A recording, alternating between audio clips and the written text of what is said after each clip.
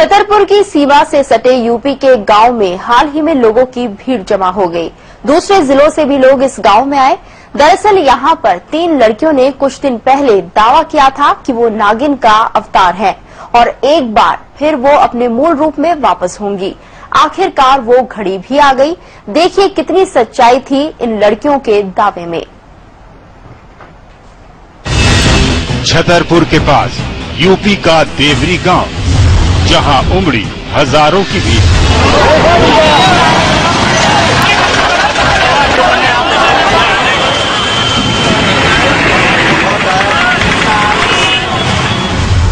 जिधर देखो लोग ही लोग।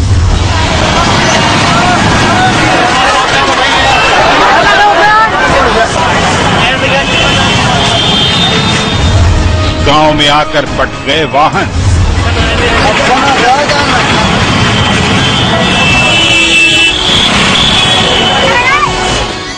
कुछ लोग जा रहे थे एक खास नजारा देखने।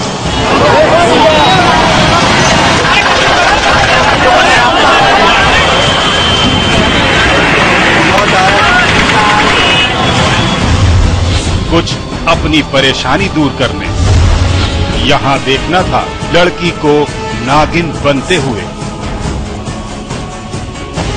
अभी तक आपने फिल्मों में देखा होगा कैसे नागिन रूप बदलकर कभी लड़की बन जाती है तो कभी अपना असली रूप रख लेती है।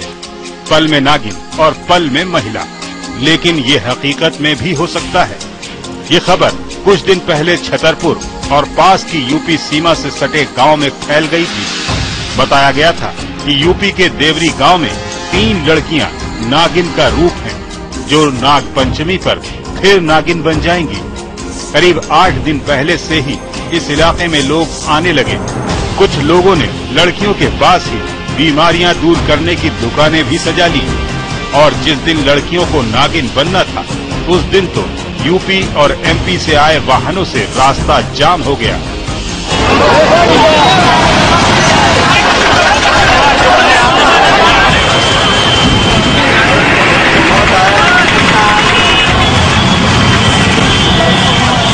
करीब 20,000 लोग गांव पहुंच गए। जिसे जो सवारी मिली वो फिल्मी सीन को हकीकत में देखने के लिए चला आया। बसों के ऊपर लोग, ट्रैक्टर, पैदल, साइकिल, जीप, हर वाहन से लोग आ रहे थे। सवारियां इतनी कि सड़कों पर जाम लग गया।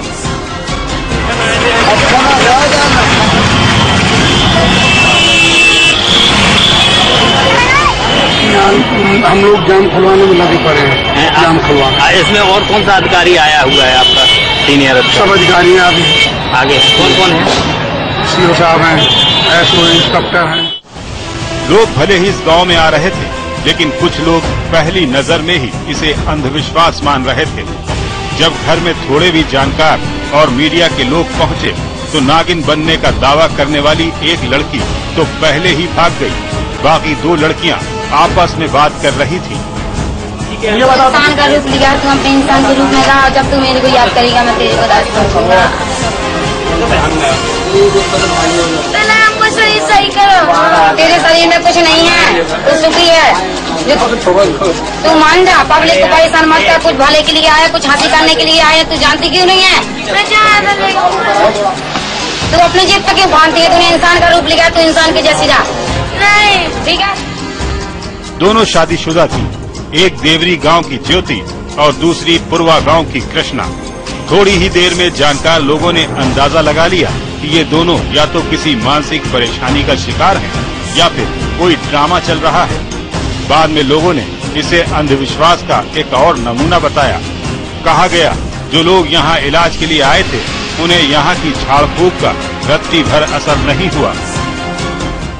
साल बाद क्यों बना अंधविश्वास में फंसा दिया लोगों को। बोले लंबा का मरीज हो गया। क्या लगता है आपको यहाँ पर मरीजों का इलाज चल रहा है? पूरा अंधविश्वास। नहीं मरीज आए थे यहाँ, काफी लोग आए। हरपालपुर से भी काफी लोग आए। किसी भी मरीज को कोई आराम नहीं हुआ और ना ही कोई मरीज सही हुआ। ज्यादा वाहनों और भीड़ की वजह से कई लोग परेशान थे। जाम लगा था, इसीलिए उन्हें जरूरी काम से बाहर जाने में भी दिक्कत हो रही थी। कुछ जो अंधविश्वास जिसको कहते हैं बुंदेलखंडी या हिंदी